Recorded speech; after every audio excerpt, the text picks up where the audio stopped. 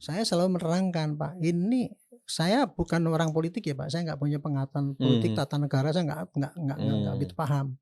Saya itu orang hukum dan penyidik gitu kan. Jadi kasus ini, Pak, saya bilang itu, ini kan kayaknya kasus pemalsuan ijazah kan kayak kasus pidana.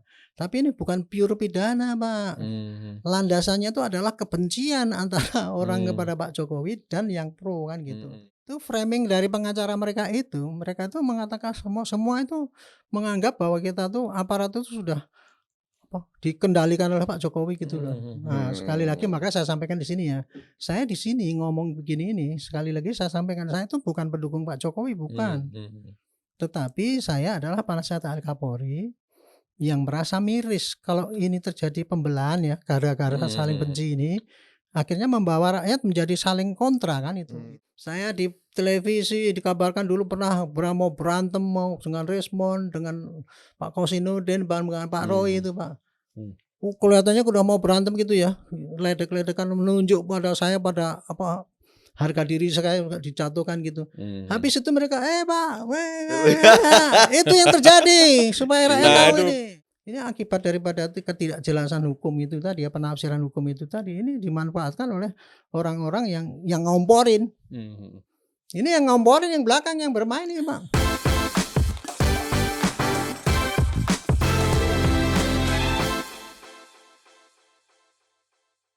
Selamat datang di Real Politik. Di sini kita berbicara tanpa topeng, menelanjangi fakta apa adanya. Di sini kita membaca Indonesia bukan hanya dari sisi idealnya, tapi juga dari realitasnya. Gimana, Bro? Hari ini kita sudah kedatangan Pak Irjen Pol Arianto Sutadi. Beliau ini adalah staf ahli Kapolri ya, Pak Arianto ya? Penasihat ahli Penasihat Kapolri. Kalau ahli staf ahli Kapolri. Kapolri itu yang masih dinas. Masih Saya dinas sudah ya. pensiun. Jadi penasihat ahli Kapolri.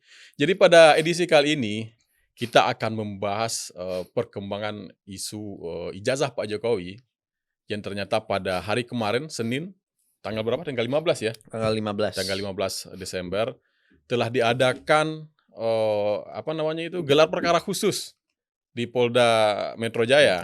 Dan ada perkembangan yang sangat signifikan, yaitu di sana penyidik telah menampilkan ijazah yang dimiliki oleh Pak Joko Widodo. Ijazah yang benar-benar gitu ya. Iya. Bukan hanya fotokopi, tapi ijazah yang benar-benar dikeluarkan oleh UGM gitu kan. Nah, ini sebetulnya sebuah kejutan ya Pak Jenderal ya. Iya. Sebuah kejutan karena selama ini Iya. kan banyak dari pendukung dari RRT, Roy Suryo, Rismond, dan Tifa, bahwa ijazah itu mungkin saja tidak ada. Kenapa begitu? Ya, karena nggak pernah ditampilkan. Nggak pernah ditampilkan. Tampilkan dong katanya kan. Iya, sekarang Nah, akhirnya ditampilkan. Akhirnya ditampilkan. Hmm. Nah, ini kita akan bahas dengan Pak Jenderal, tapi sebelum itu mungkin kita perlu pengetahuan dari Pak Jenderal dulu. Ini gelar perkara ini Pak, itu sebuah memang yang harus dilakukan oleh Polda atau penyidik, atau memang berdasarkan permintaan dari para tersangka sebetulnya? Gini, teorinya saya terangkan dulu gelar perkara itu apa ya. Ya, Itu gelar perkara itu adalah bagian daripada penyidikan. Karena yang bikin perpol mengenai gelar perkara itu saya dulu. Ketika saya dulu masih menjadi Dirbidum dan Kadifkim situ, karena di dalam KUHAP itu tidak diatur tuh Pak bagaimana cara penyidikan, yang khususnya bagaimana cara melakukan penyidikan yang butuh ada gelar perkara dan sebagainya itu, maka kita bikin aturan untuk mengisi kekosongan hukum supaya bagaimana gelar perkara itu dilakukan supaya tidak menyimpang daripada ketentuan yang ada di dalam KUHAP itu. Contohnya begitu ya. Di dalam petunjuk yang saya bikin itu bagaimana penyelidikan itu dilakukan, ada teknik-tekniknya, penyidikan itu bagaimana, terus termasuk juga gelar perkara itu. Gelar perkara itu adalah bentuk daripada semacam rapat ya, kayak gitu. Menggelar transparansi gitu ya. Menggelar apa-apa fakta-fakta yang akan dikumpulkan, yang sudah dikumpulkan ataupun yang setelah dikumpulkan semua. Karena yang namanya penyidikan itu kan penyidikan adalah kegiatan yang menurut undang-undang ini, KUHAP maksudnya, untuk mencari keterangan, mencari alat bukti guna menjadikan terangnya perkara dan untuk menangkap ataupun menemukan tersangkanya.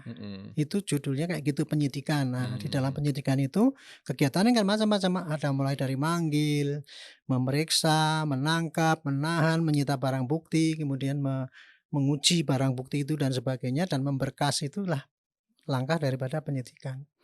Nah, gelar perkara itu adalah semacam rapat ya. Dulu saya menentukan gelar perkara itu ada 3. Gelar perkara awal, gelar perkara tengah, dan gelar perkara akhir.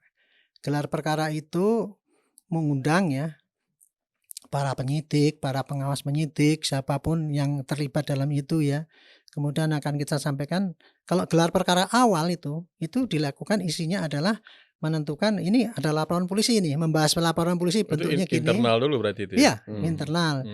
Terus kemudian laporan polisinya begini, kan itu hanya sepotong-sepotong ya kalimatnya. Oh, berarti ini tersangkanya ini kira-kira ini ya, saksi berarti nanti kita yang akan panggil saksi ini, saksi ini, contohnya alat bukti yang kita cari adalah ini.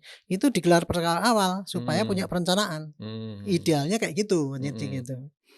Nah, kalau gelar tengah itu sudah berjalan, tapi kemudian ada pra peradilan misalnya. Nah, kita kan bagaimana cara menangkis, itu adalah gelar perkara tengah. Atau di tengah-tengah itu ada penyidik kesulitan, dia ngundang gelar perkara tengah itu untuk mendapatkan advis masukan apa yang perlu disampaikan. Nah, kalau gelar perkara akhir itu gelar dimaksudkan untuk ngecek apakah berkas itu sudah mau selesai, sudah lengkap apa tidak sebelum dikirim ke jaksa. Sehingga nanti itu sudah perfect menurut kacamata penyidik, dikirimlah ke jaksa. Itu jadi yang kemarin itu yang akhir. Nah, kemudian saya dengar itu gelar perkara itu dalam perkembangannya ada perkara baru gitu ya, diperbaiki. Ada gelar perkara biasa dan khusus, itu tadi yang khusus. Ya, kalau saya tadinya kan gelar perkara biasa aja, tapi kalau gelar perkara khusus itu definisinya adalah contohnya untuk menampung apabila ada sesuatu yang dipertanyakan oleh para pihak yang ini tidak puas atau apa, itu boleh gelar khusus. Atau menemukan kesulitan, hambatan di dalam penyidikan itu pakai gelar khusus. Jadi gelar khusus itu intinya adalah itu tadi, menampung kembali fakta-fakta yang sudah diterima, sudah dikumpulkan, dan prosesnya ini kemudian mengatasi masalah yang disampaikan oleh orang yang meminta gelar khusus itu. Gitu ceritanya begitu. Kalau kemarin itu permintaan tersangka. Kemarin permintaan dan gelar khusus itu ya, itu ingin mendatangkan ahli ya, yang meringankan begitu ya. Dia kan menuntut, mereka kan minta digelar khusus gitu kan. Gitu. Iya.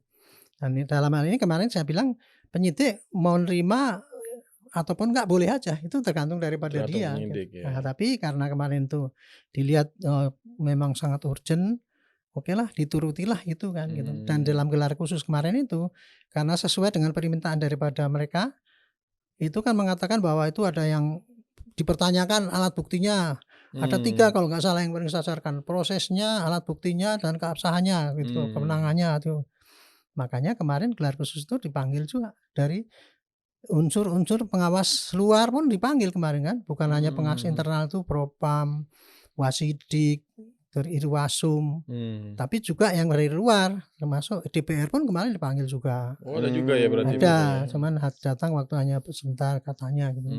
Terus kemudian dari Kompolnas juga diundang, Ombudsman diundang itu contoh.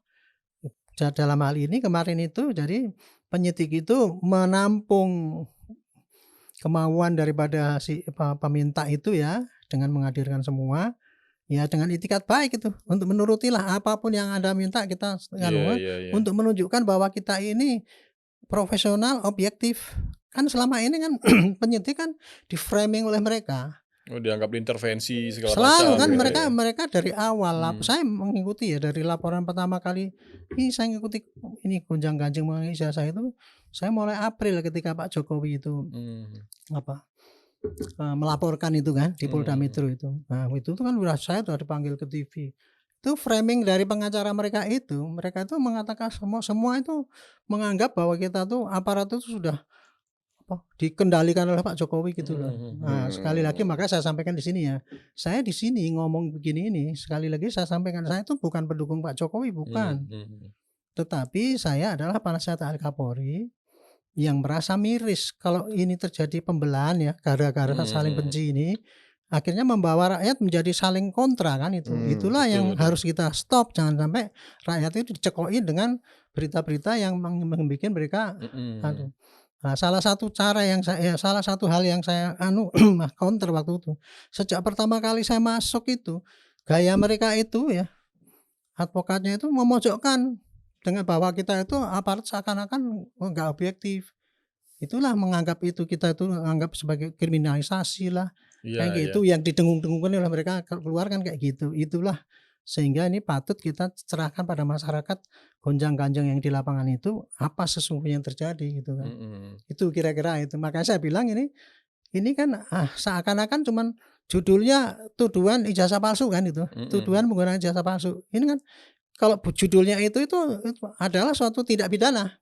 Kan gitu kan? Iya. Itu pasti ada tindak pidana karena negara kita itu negara hukum. Ya, menuduh orang menggunakan jasa palsu itu sudah termasuk perbuatan pidana. Nah, tinggal nanti pidananya itu apakah dia menuduhnya itu apa dia memfitnahnya itu. Kan gitu. Jadi kan sekarang gitu, polisi sudah menunjukkan akomodatif dengan apa-apa yang diinginkan kemarin oleh... tuh saya pikir untuk menangkis itulah diantaranya untuk menepis bahwa ini. Bahkan Pak Denny Indrayana kemarin yang baru-baru muncul belakang itu. Iya, gimana itu di Pak? Di dalam talk show itu di ELC dia kan menyatakan gini. Saya kan bilang, Pak, ini sebenarnya kasus hukum. Jadi paling praktis lama-lama gini selesainya pakai negara hukum, gitu kan. Karena saya katakan bahwa karena yang menuduh itu kemarin mereka pakai teori pembuktinya sendiri. Pakai model yang menurut katanya dia valid kan, pakai buku dan sebagainya. Sementara dari pihaknya Pak Jokowi ini kan udah pakai hukum kan itu. Makanya saran saya udah lama gini nih ya selesaikan aja pakai proses hukum. Pak Denny Indrayana ngomong gini.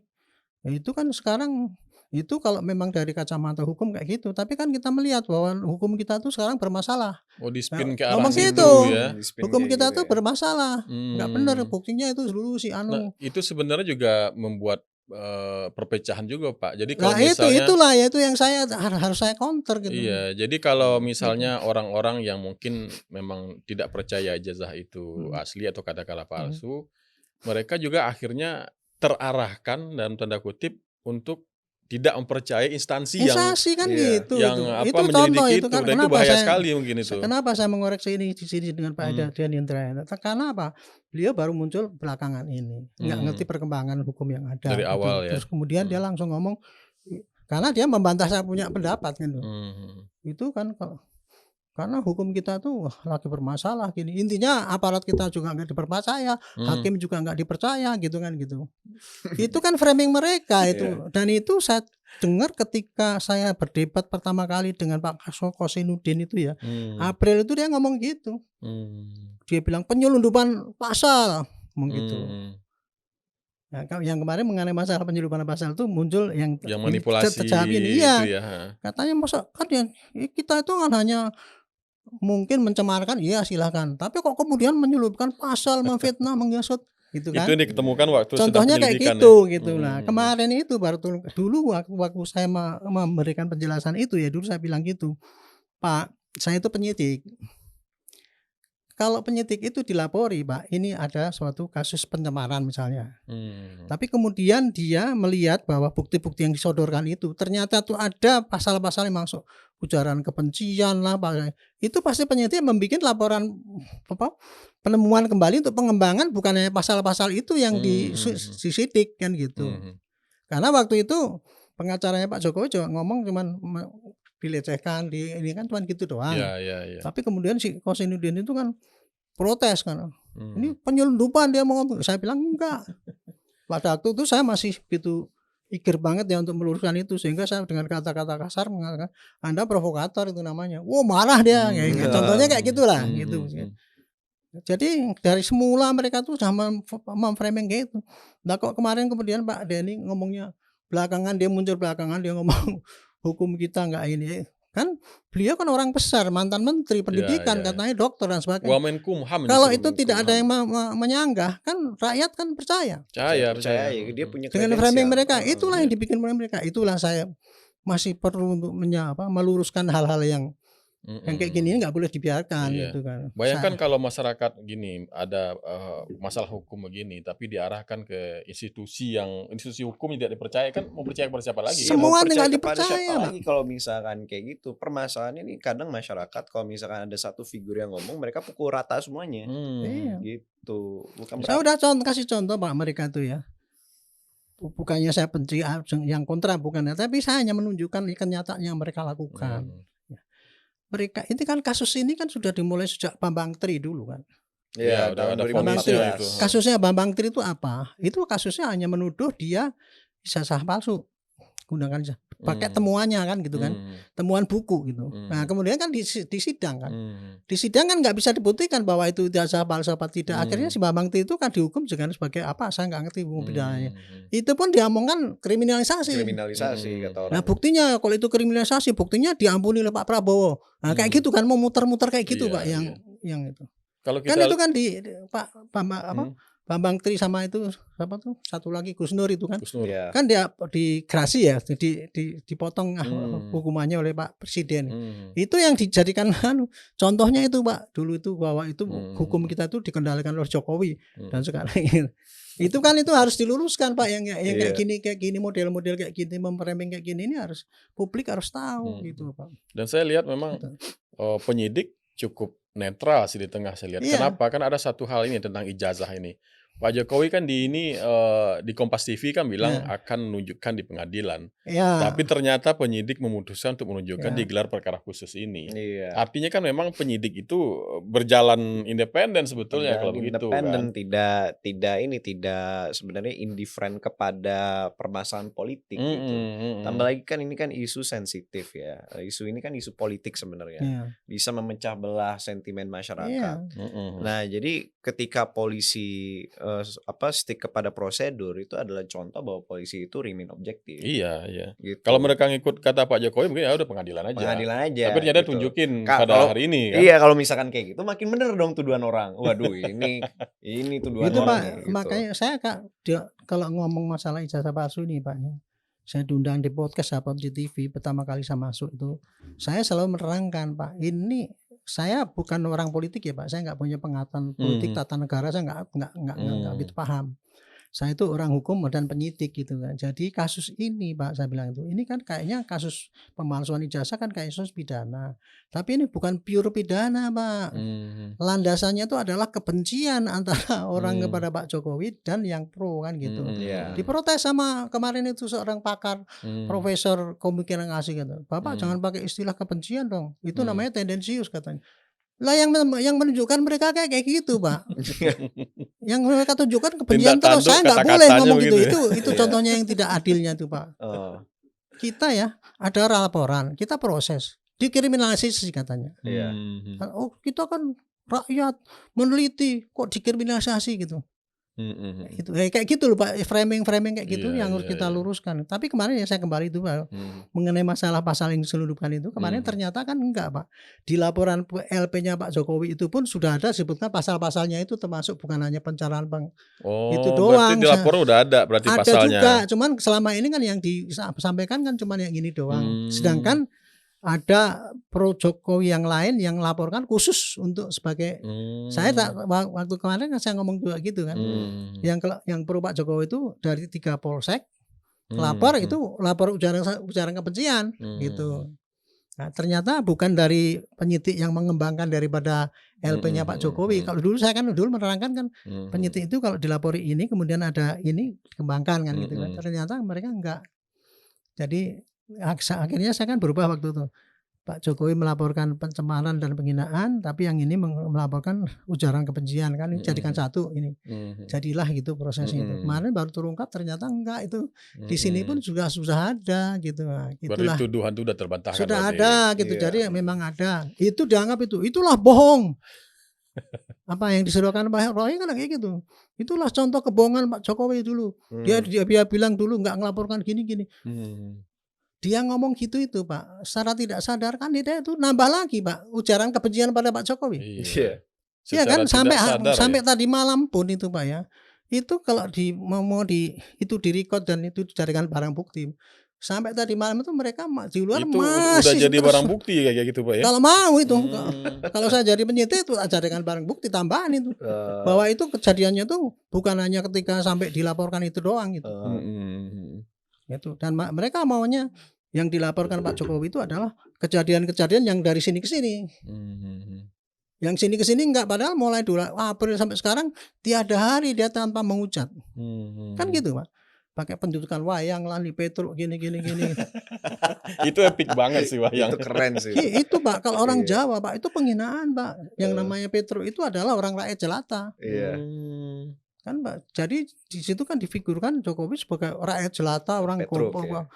Iya, rakyat jelata ini sehingga dia mau tamak kekuasaan itu, yang namanya Petruk itu kayak gitu Pak. Padahal Mas Roy sendiri orang Jawa kan. Ya dia kan tahu, makanya dia pakai istilah itu karena dia tahu bahwa itu istilah yang paling menyakitkan. Berarti itu sudah menyerang juga itu sebetulnya.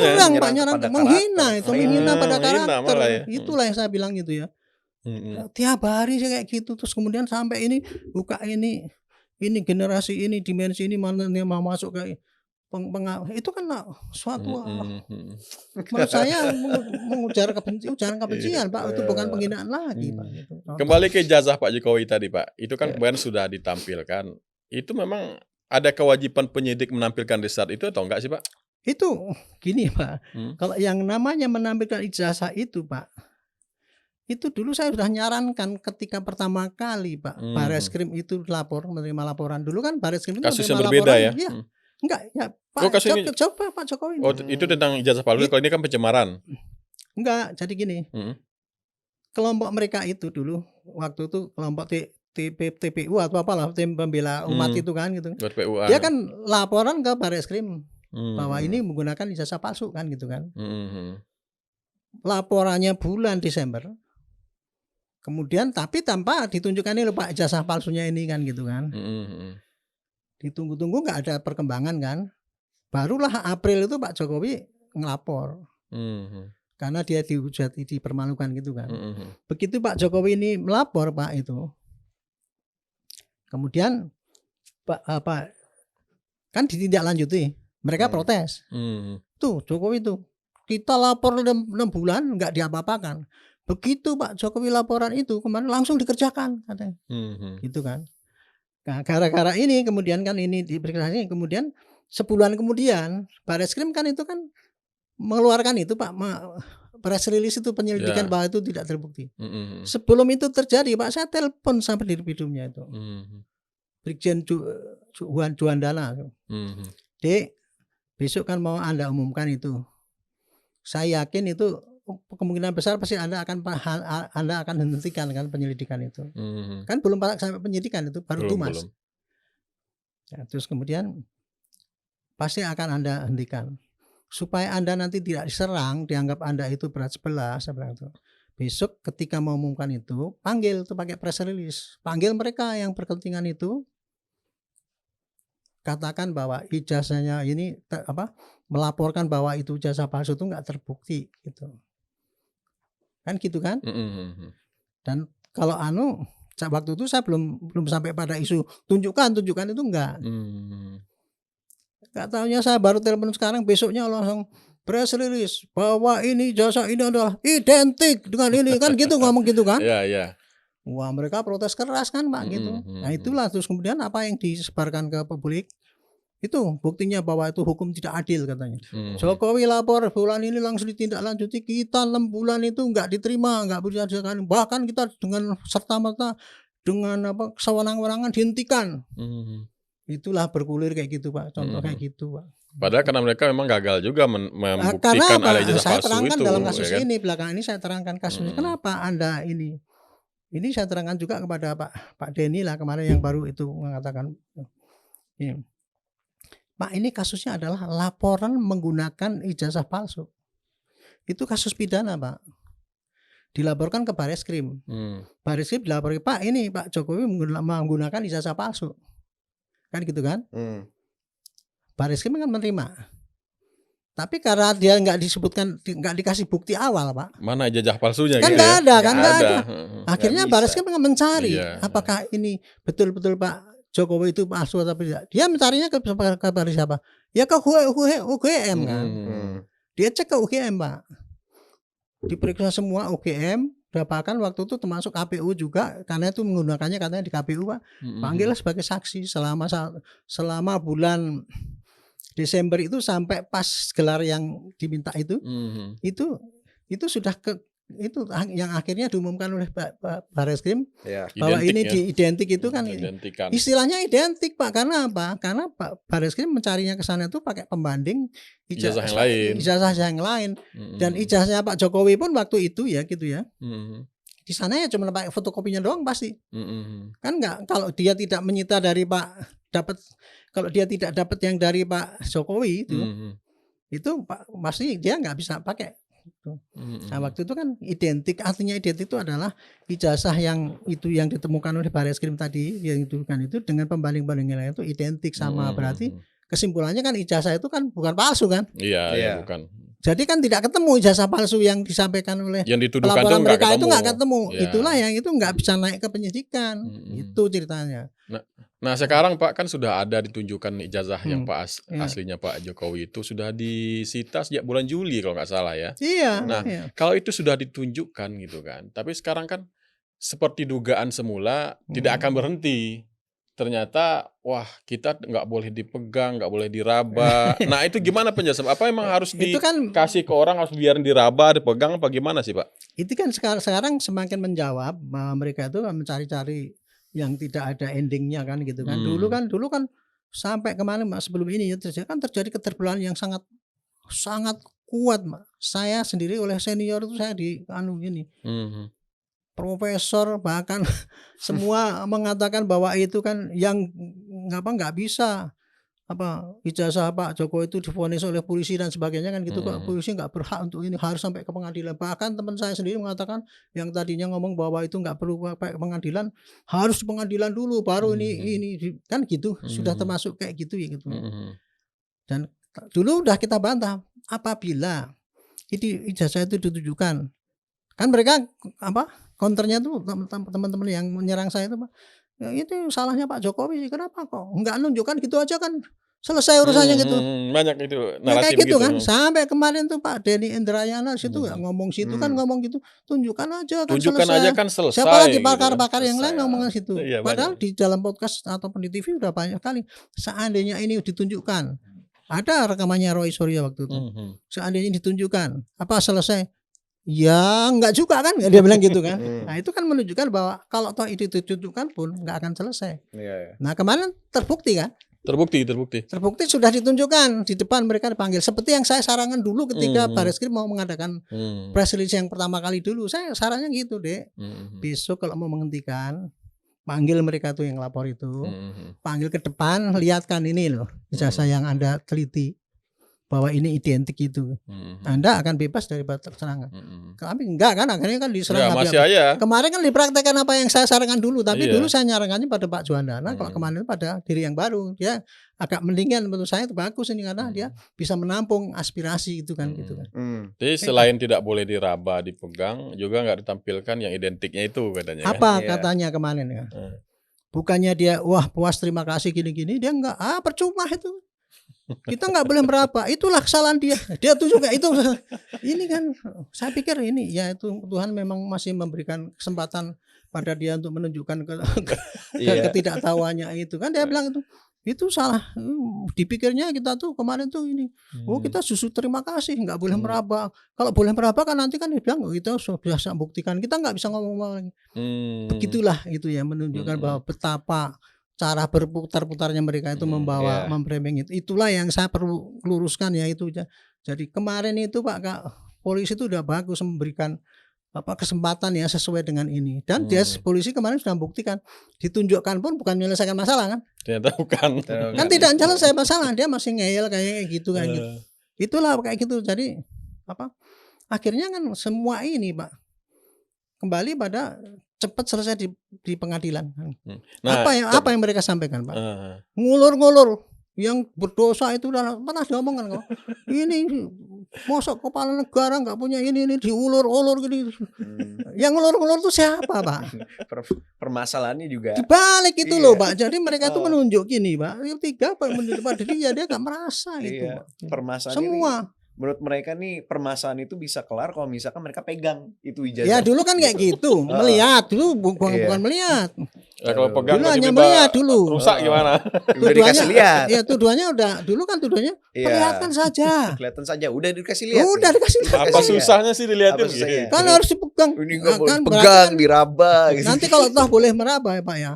Nah, toh nggak dikasihkan pada kita untuk kita teliti. Masih gitu. Dikira taman safari. Iya, itulah. Dikira pergi ke taman safari. Aduh. Jadi inilah saya pikir, tapi Kebun ini binatang. saya pada kesempatan ini ya saya ingin menyampaikan gini Pak.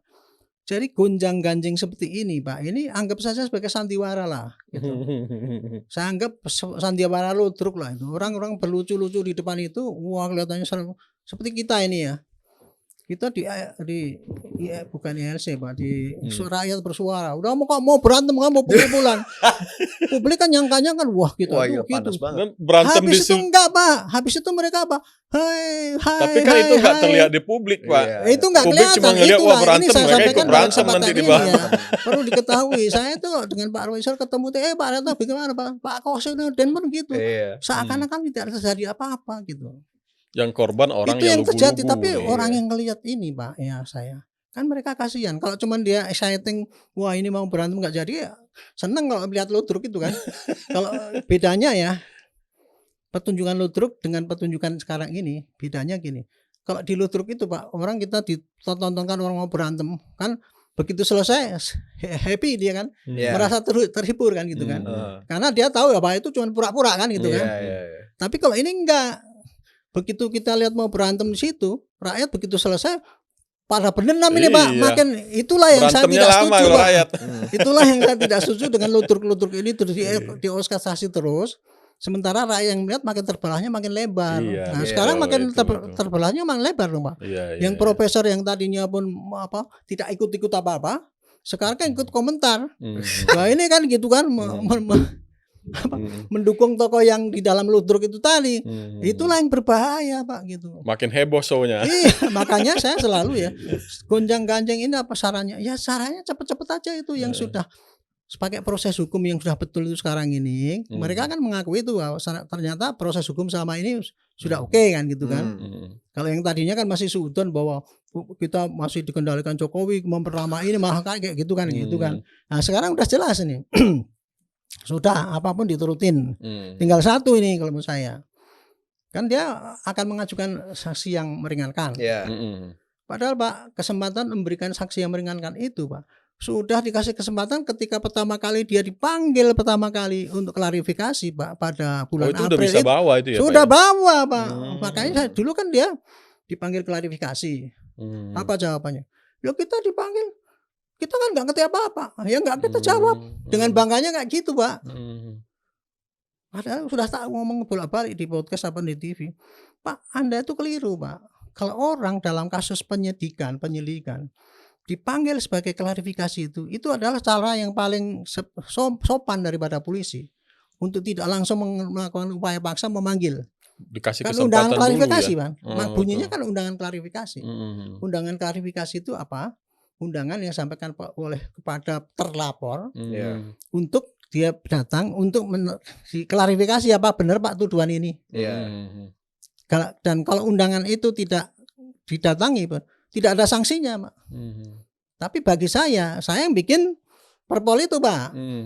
Undangan klarifikasi itu kesempatan paling bagus pada orang terlapor untuk menyampaikan sangkahan bahwa saya itu tidak tuduh seperti itu, dengan cara apa?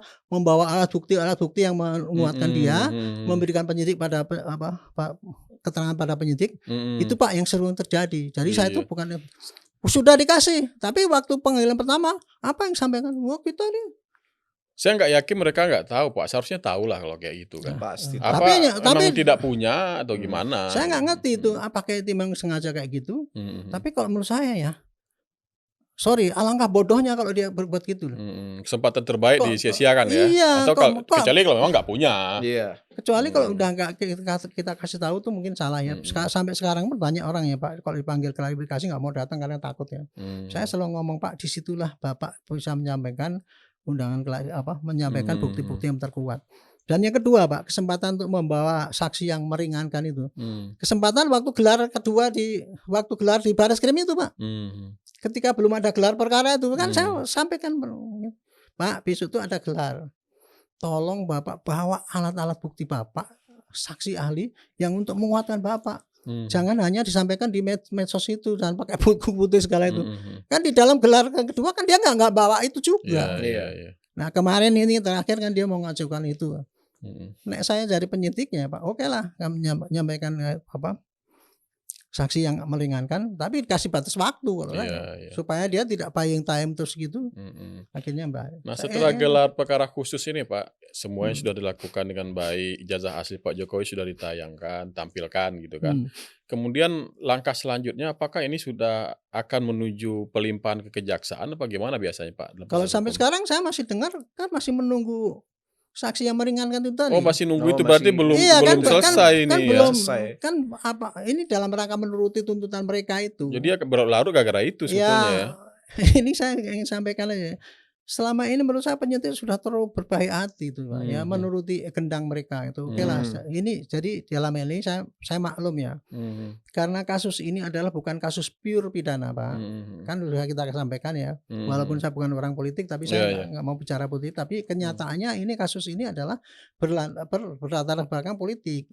Sehingga polisi di dalam melakukan tugasnya itu tidak semata-mata pada prosedur hukum yang ada. Jadi saya baru menyadari ya, kalau dulu saya ngomong gini, Dek, itu Anda nggak usah terlalu berpikir panjang. Kalau menurut ukuran saya itu untuk membuktikan kasus ini kasus simpel sebetulnya, kasus ini gitu. Itu cukup dengan alat bukti 20 aja cukup itu. Dengan penyelidikan selama 2 bulan aja cukup menurut saya. Itu kirimkan aja supaya kalau udah dikirimkan ke sana kan beban polisi kan nggak dikejar-kejar lagi. Kejar-kejar lagi. Tinggal jaksa nanti sama hakim yang menyelesaikan gitu. Tapi rupanya kan nggak kemarin tuh Pak.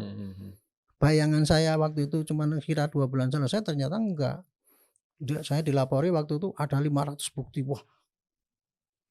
500 dulu waktu itu masih 500 belum 720. 500 dengan saksi ahli 20. Saksinya ada 100 waktu itu dulu komposisi 50 dulu komposisinya gitu. Tapi rupanya sampai kemarin diumumkan sudah 700. Saksinya 100, saksi ahlinya 200. Masih dengan tersangka doang. Tapi sekarang Pak, kalau dari sudut hukum dari sisi Bapak misalnya gitu, sudah diperlihatkan yang ijazah aslian tadi, apakah itu secara hukum memang sudah tipis peluang bagi mereka tersangka itu untuk menunjukkan ya kalau ininya? Bagi saya sih ya kalau memang kita tuh kalau kasus ini pure dari kasus pidana ya Pak ya. Itu ya sudah nggak akan mungkin lagi ada ini bukti 700 mau dikonter dengan gimana sih Pak? Udah kan dan buktinya itu kan buktinya alat buktinya otentik. Iya, Pak. dan saya juga dengar dari pengacaranya Mas Khozinuddin itu masih ngomong soal SP3 gitu kan. Nah itu kan, apakah mungkin itu Pak dengan kondisi yang kayak gini sekarang? Buktinya sudah ratusan, ijazahnya sudah ditampilkan. Statement itu satu-satunya omongan yang bisa disampaikan oleh dia sebagai Pak advokat yang handal. Iya, tapi secara hukum sih kayaknya ya bisa, kalau saya tidak bisa menilai, tanya advokat yang lain lah kira-kira suruh menilai dia tuh dalam kondisi kayak gitu. Pak Jamin Ginting pun mengatakan ya seperti Pak Sabatul Silalah itu, siapa tuh yang ngomong ya kemungkinannya berat banget lah, ibarat sepak bola udah 6-0, ada yang ngomong gitu kan? Iya, ada benar.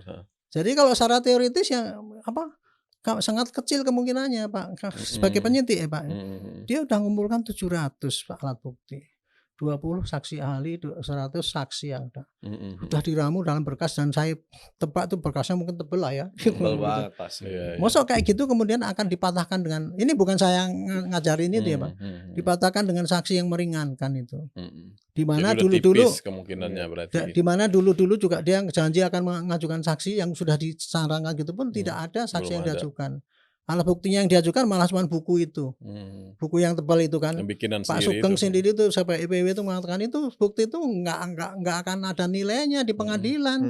Seperti saya sudah katakan bolak-balik Pak, bukti yang disusun tiap hari di medsos selama 7 bulan ini Pak itu tidak akan menguatkan pembuktian di pengadilan kan, satu pun nggak ada nilainya Pak gitu.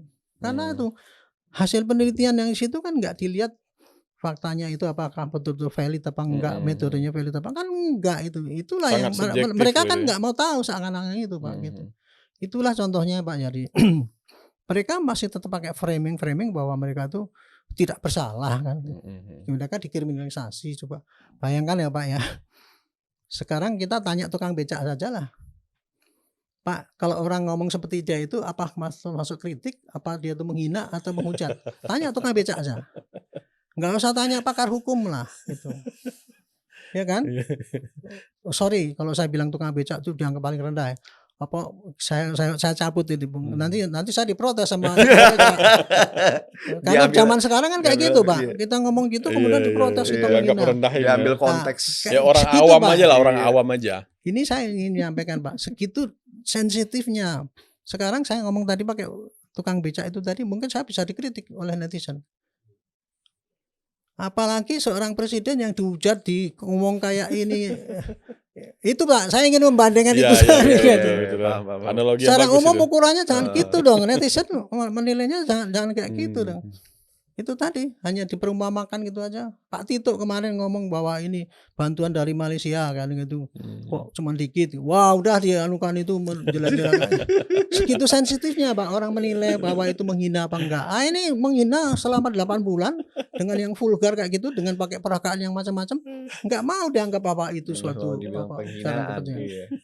Bilangnya ini adalah demokrasi. Iya itu. Iya. Jadi demokrasi ada sesuatu yang subjektif dan relatif. Makanya saya pada kesempatan ini ya saya ingin menyarankan pada para pembuat undang-undang lah, termasuk juga para hakim MK itulah gitu. Dalam ini Pak penafsiran mengenai delik mengenai penghinaan itu Pak ya. Itu tolong dikaji kembali lah. Jangan saya juga ini protes juga bukan protes challenge lah pada keputusan Mahkamah Konstitusi yang mengatakan bahwa yang namanya kekacauan itu kalau sudah terjadi cuma di medsos itu bukan kekacauan kecuali kalau sudah terjadi di masyarakat kan. Nah sekarang itu kan dijadikan dalil mereka. Tuduhan mereka itu mereka mau ngomong apapun apa yang kita omongkan itu belum dilakukan oleh yang disuruh menghasut itu belum pidana kan. Padahal sekarang yang terjadi apa? Yang mereka sampaikan adalah kebencian kan. Kan rakyat di bawah sudah benci sekarang. Buktinya bukti apa? Adili Jokowi kumpulkan. Apakah itu belum suatu kegaduhan? Apakah itu belum suatu bukti bahwa dia itu melakukan apa yang saya sampaikan ujaran kebencian itu? Dari survei nasional pun udah ada angka itu muncul. Itu kan kita ngomong gitu Pak. Tapi kan mereka atas nama rakyat. Nah itu tadi Pak. Makanya saya dalam hal ini ya, ini gonjang-ganjing ini adalah suatu peristiwa ya. Ini kita sekarang ini ditunjukkan pada kayak gitu. Ini masalah politik. Dan kemudian itu masalah politik itu memanfaatkan itu tadi penafsiran hukum mengenai orang yang mengkritikkan itu tadi. Ini harus dikoreksi Pak. Kalau enggak kayak gini nanti negara kita tuh kayak gini. Saya sebagai penasihat Kapolri Pak ya. Itu kita kalau ada orang, kalau dulu masalah agama ya, ustadz yang ini kalau ini. Kalau dulu kan dianggapnya wah itu kan kita kriminalisasi ustadz kan gitu kan. Karena kan ustadz yang cuman ngomong-ngomong terlalu ekstrim itu kan itu dianggap bukan kritik tapi kan ini itu. Tapi kan gara-gara penafsirannya kayak gitu dikaburkan oleh MK kemarin itu kan. Ini harus dikoreksi kalau enggak nanti kita repot Pak. Polisinya juga kerjanya susah. Kita sudah manggil saksi 20 saksi ahli Pak. Kecuali kalau kemarin kita tuh menentukan bahwa ini ujaran kebencian itu apa itu polisi ya, itu boleh sih protes. Ini udah saksi ahli. Nah celakanya juga sekarang Pak, ini dalam praktek nih Pak, saksi ahli itu Pak selama saya jadi penyidik itu Pak, kalau menyidik itu ya saksi ahli kan kunci itu menentukan itu. Celakanya Pak, saksi ahli itu bisa ditunjuk oleh yang tersangka sama yang pelapor. Ada 10 saksi ahli Pak. Ini Pak, ini kasus perdata atau pidana? Itu biasanya kasusnya kan ada pada batas-batas itu yang butuh saksi ahli. Saksi ahli yang diajukan oleh si tersangka mengatakan ini bukan pidana. Tapi saksi ahli pelapor, semua saksi ahli dokter semua Pak, tamatan universitas terkenal itu Pak. Yang beda itu Pak. Terus mana yang dikirim? Ya sekarang selama ini dikirim terserah penyidik milih yang mana. Tidak semuanya dikirim Pak, kadang-kadang.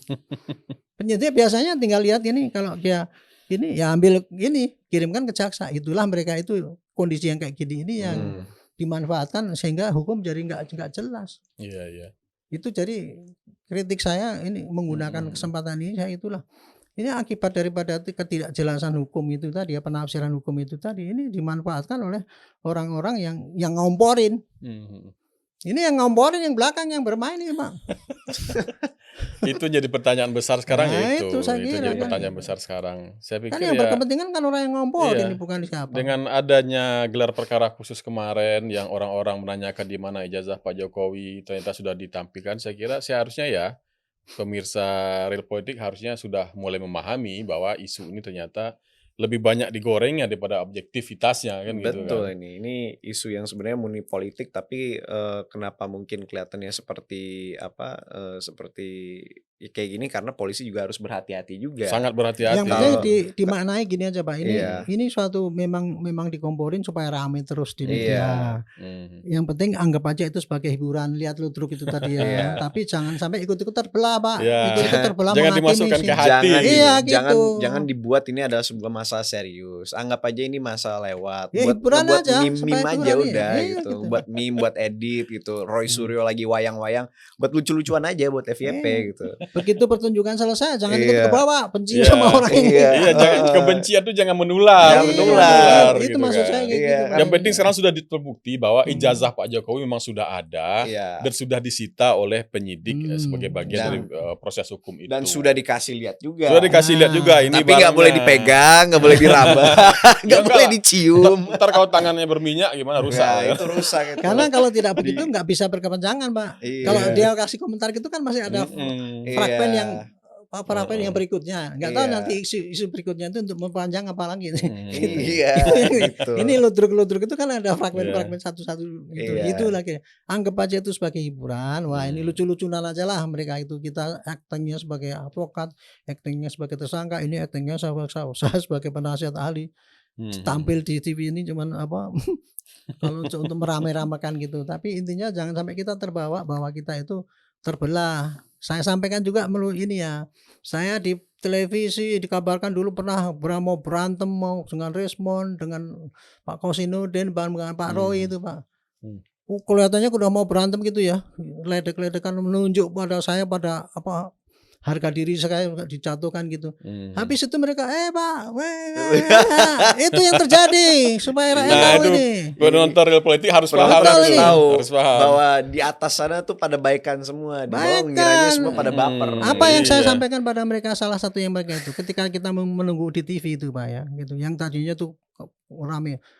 Ngomong, Anda bagus dah pakai gaya gitu. Biar kita rame.